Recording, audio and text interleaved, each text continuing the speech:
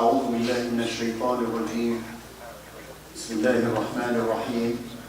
رب اشرح لي صدري ويسر لي أمري واحلل عقدة من لساني يفقه قولي. آمين آمين يا رب. بسم الله الرحمن الرحيم.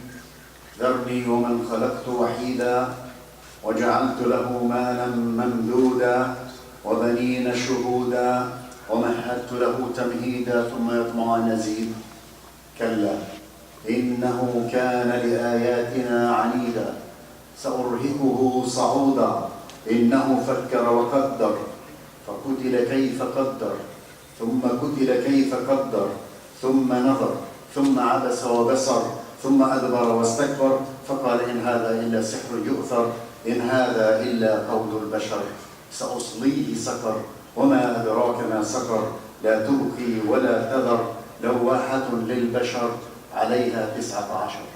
صدق الله العظيم.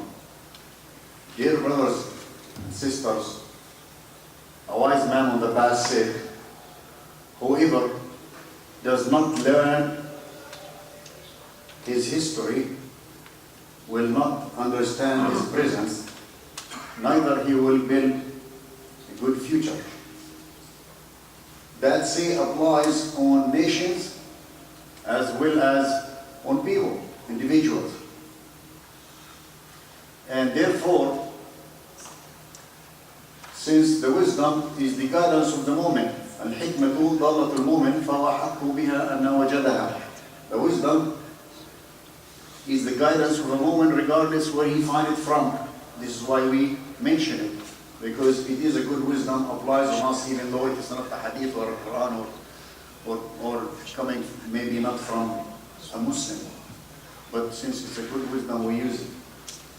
And if you notice in the Quran, there are many stories of the previous nations, how they lived, how they conducted themselves, and how they were rewarded or severely punished by Allah subhanahu wa ta'ala. This is to teach us that when we do good as individuals or as nations, we are rewarded, and when we do otherwise, we are punished. So brothers, with that in mind, we want to take a couple of situations and events took place on the history of our deen. So hopefully, inshallah, we relate it to our day-to-day life and we can learn something from it. So we learn the history, we learn our presence, and we learn how to look down the road for our future. When the da'wah of the Prophet ﷺ started in Mecca, who went against him? The ones who went against him are, the vast majority of them are from his relatives, from the people of Quraysh, uncles or cousins, or just related from the family. Why did they go against him? Why they were the first ones to go against him? Because those were intelligent people, they were not stupid. Those were intelligent people, they had a system in there that was existing, and they were enjoying. They were accepting pilgrims from all over the world. They were doing رحلة الشتاء والصيف. They were taking care of Al-Kaaba. They were doing financially good. They were happy. They were drinking. So they don't want someone to come to uproot their system. Basically, the Dawah of Rasul ﷺ came to uproot the existing system and replace a new system instead. And naturally, some people don't like it. Do we have this situation nowadays? Do we have this situation nowadays? That some people try to make changes and others resist? Thank you. Isn't that what happened in the past few years in Egypt and in Tunis and in Yemen and in Syria? What do we learn out of it? The people who have the power will not let go voluntarily. Now, if you now look at what's going on now on Algeria and in Sudan. Apparently, inshallah, we're not wrong, that they have learned from the previous history of what happened to Tunis and Egypt, so that they are not going to stop on the middle of the way. Alhamdulillah, for the past, just less than 10 days ago, they put the president of Algeria down. And yesterday, they put the president of Sudan down, after 30 years of ruling. Bouteflika, he was there for almost 25 years or so. Now they put him down. Are they going to do what the brothers in Egypt did? Stop there and go for elections and leave the army the way it is? If they do that, good luck to them. That means they did not learn from the past. And they will end up, inshallah, or God forbid, not a solution. They will end up finding themselves where the brothers in Egypt found themselves. So, we need to learn our past so we can learn from our past so we can know how to build our future and understanding the current conditions that we are in. So when the da'wah of the Prophet ﷺ started, those people were totally against him. And there were a lot of complaints. So people one time, they were talking to a man named Khutba ibn Rabi'a. Khutba ibn Rabi'a is one of the noble people of Quraysh who were part of the system. They told him there's chaos in Mecca and there's changes coming and we need to do something about it because apparently we're going to lose everything in here. So what should we do? Khutba ibn Rabi'a told the people, let me go. I know Muhammad, he's from my family, he's young, I'm an older man, I'm wiser. I'll go talk to him and see what can we negotiate, what can we do with him. Just like المجلس العسكري في مصر لما صاروا negotiate مع مرسي ومع الإخوان المسلمين وحطوهم في المكان اللي حطوهم فيه زي ما انتم شايفين. So Khutba ibn Rabi'a went to the Prophet ﷺ and he told him nicely in a diplomatic way, يا ابن أخي, my nephew, my son. You know, he's trying to show him he cares for him, he has a heart for him. He's not against him personally. He said, يا ابن أخي, what are you doing to us? If what you are doing or the message you are coming to tell us, if the reason behind it because you want money, we will collect all the money you need and we put it before your hand until you are the richest among us. If you want influence and power, we will put you on top of all of us until you become the most powerful person. If you want women, we'll give you any woman you ask for until you are happy. If you think you have a health issue, we will bring you the best doctor to treat you. But tell us what's going on, because what you are doing to us right now, you're destroying our society. Is there any way we can compromise something?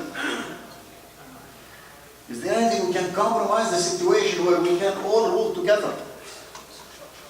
Just like the Majlis al-Askari in Basra, it's compromised, so they came to compromise, now they are running it. Okay? And when you relate the situation, this is what it. So, did the Prophet ﷺ compromise? Did he accept any of the offers? The Prophet ﷺ was humbly listening to Khutba ibn Rabi'a until he finished talking. And then nicely he said, are you done, Ya Abul Walid? You finished? Intahayt, Ya Abul Walid? He said, yes. He said, may I talk? He said, yes. He said, you promised me you would listen to me?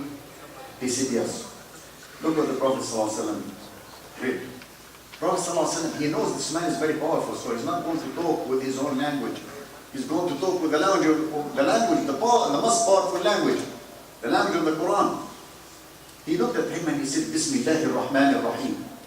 Hamim. Tanzilum min ar-Rahmanir Rahim. كتاب فصلت آياته قرآنا عربيا لقوم يعلمون بشيرا ونذيرا فأعرض أكثرهم فهم لا يسمعون. And he kept going until he reached فإن أعرضوا فقل أنذرتكم تأخذكم صاعقة مثل صاعقة عاد وثمود إذ جاءتهم الرسل من بين أيديهم ومن خلفهم ألا تعبدوا إلا الله قالوا لو شاء ربنا لأنزل ملائكة فإنا بما أرسلتم به كافرون فأما عاد فاستكبروا في الأرض بغير الحق وقالوا من أشد منا قوة أولم يروا أن الله الذي خلقهم هو أشد منهم قوة وكانوا بآياتنا يجحدون فأرسلنا عليهم ريحا صرصرا في أيام نحسات لنذيقهم عذاب الخزي في الحياة الدنيا ولعذاب الآخرة أخزى وهم لا ينصرون. Brothers, we don't have time, I would love to go word by word over those verses and translate them, but we don't have the time to do that. However, what I can tell you, as he was reading those verses, Utbah ibn Rabi'ah, as powerful man as he is, he was shaking. And he couldn't take it anymore, and before he was thinking, he put his hand to the mouth of the Prophet sallallahu alaihi wasallam, just like that. And he said, أنشدك الله والرحمة أنشدك الله والرحمة. I ask you by Allah subhanahu wa ta'ala and by everyone related to you to stop, because I cannot take it anymore. Because those Arabs don't understand the meaning of and the depth of the Quran and the depth of those words. So he said, please, stop it. I can't take it anymore. So the Prophet ﷺ stopped. And he said, can you respond to me? Utbah ibn Rabi'ah got up and left. Doesn't want to talk. Doesn't want to say anything. He went back to his people with a pale face, shaking, scared, terrified. And he said, Ya Ma'ashar al-Quraysh, what I saw, what I heard is something cannot be from a man. It is so deep and so powerful, there is no way that it came from a person, there is no way it came from a jinn, there is no way it came from ants, there is no way it came from anything I can think of. It is just such a powerful message that I could foresee this man is going to overrule the Arabian Peninsula. Blame it upon me and listen to me carefully. I am with you and I will be with you, but I want you to listen to me at least for this time. Let's leave him alone. Don't be an obstacle on his way. Let's leave him alone and let him, if he overcome and rule the Arabian Peninsula, we are his family, so we are successors. If the Arabs killed him, so the job is accomplished without us having to spend any effort. Can you just listen to me this time? Everybody looked at him and said, he brainwashed you. He brainwashed you. Look how you talk. Look how you were when you left to talk to him, and now you're coming back to us with different attitude. Why not going to listen to me, to you? You're now becoming a follower of him. Said, I'm not a follower of him. And indeed, Utbah ibn Rabi'ah, for the history, he was killed by Muslims on the Battle of Badr. Actually, he went to challenge the uncle of the Prophet ﷺ, Hamza, and Hamza managed to kill him on that battle. Him and two of his children actually died on that battle. So, what we learn from that? We learn from that that those who Allah subhanahu wa ta'ala give them power, they will not get let go voluntarily. Voluntarily. What do we learn from that? There's a lot of people, they don't know their deen. They don't know their deen. Look a good example. A good example in Turkey. The Erdogan party has been encouraging Islam in a way, building more masajid, teaching people about Islam for over 15 years now. They've been in power. And what happened? When you go for election, everybody says, we want Islam, we want Islam. But when you go to the elections, 44% they want to vote for his party, and naturally 56% is on the other side. There was another 7% came from different party that is not it's more national party. They got about 7%. plus 44%, was about 51%. There's 49% voted for Ataturk, the one who destroyed the Ottoman Khilafah. So those who got the power, they are not going to let go. Those who have the power are more powerful than those who have the deen. إن الله وضع ما في السلطان ما لا يدعه في القرآن. يعني when 52 or 51% voted for Morsi and 49 voted for Ahmed Shafiq, the descendant of Mubarak, who ruled? The one who was supported by the army, not the ones who were supported by the people or the ones who are praising the Quran. Because whoever has the power is going to make the rules, and no one can stop it. I think our time is up. Inshallah, we'll continue another time. Barakallahu feekum. Assalamu alaikum wa rahmatullah.